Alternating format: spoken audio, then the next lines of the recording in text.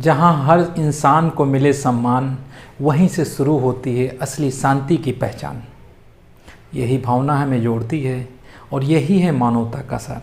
Hello दोस्तों, मैं हूं आपका दोस्त, आपका अपना डॉक्टर विपिन गुप्ता। स्वागत करता हूं आप सभी का आज के इस नए वीडियो में। आज हम बात करेंगे उस संस्था की जिसने पूरी दुनिया को एक मंच पर लाकर खड़ा किया, जिसका उद्देश्य है विश्व में शांति, सहयोग और मानव अधिकारों की रक्षा करना। हर साल 24 अक्टूबर को पूरी दुनिया में संयुक्त राष्ट्र दिवस मनाया जाता है। यह दिन हमें एकता, भाईचारे और सहयोग का संदेश देता है।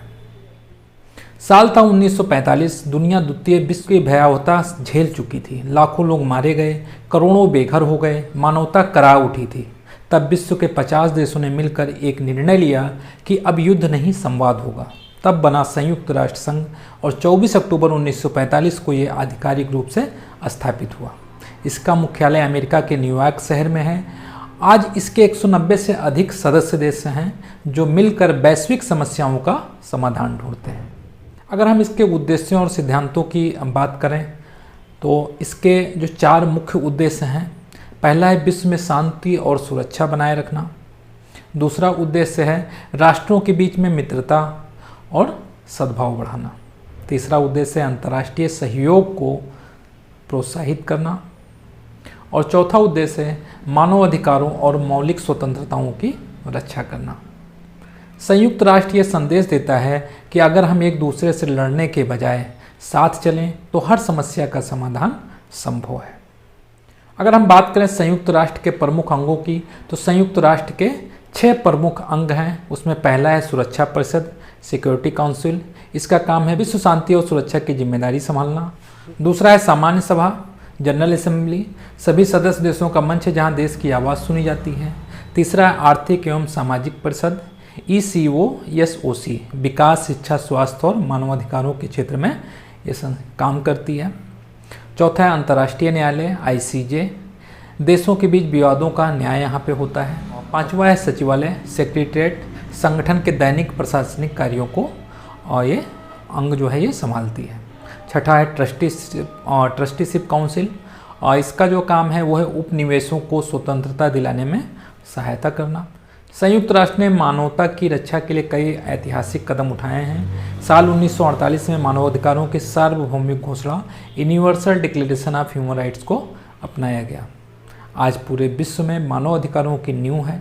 इसके अंतर्गत हर व्यक्ति को जीने का अधिकार, शिक्षा का अधिकार, विचार की स्वतंत्रता और समानता का अधिकार दिया गया है। इसके अलावा संयुक्त राष्ट्र की कई संस्थाएं हैं जो मानव कल्याण के लिए कार्य करती हैं।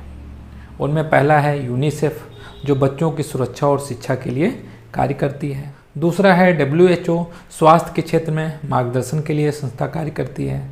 FAO है खाद्य और कृषि के लिए। यूनेस्को, शिक्षा, संस्कृति और विज्ञान के प्रसार के लिए। इन संस्थाओं ने दुनिया के करोड़ों लोगों के जीवन में सुधार लाया है।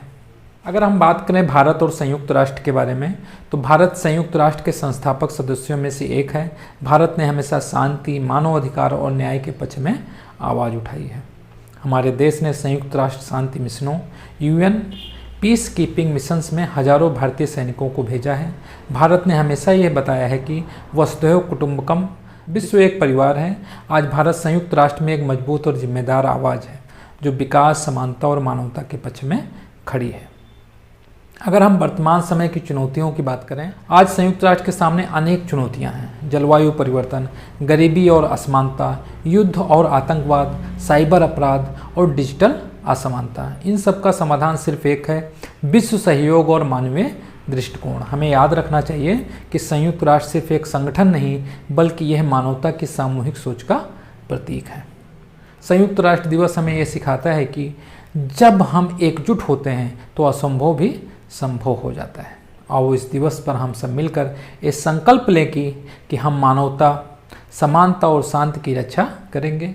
मेरी तरफ से आप सभी को संयुक्त राष्ट्र दिवस की हार्दिक शुभकामनाएं। वीडियो अच्छा लगा हो तो इसको लाइक कीजिए, शेयर कीजिए। अगर मेरे YouTube चैनल पे देख रहे हैं तो चैनल को सब्सक्राइब कीजिए, और अगर Facebook पे देख रहे हैं तो हमारे पेज को फॉलो कीजिए। Thank you so much.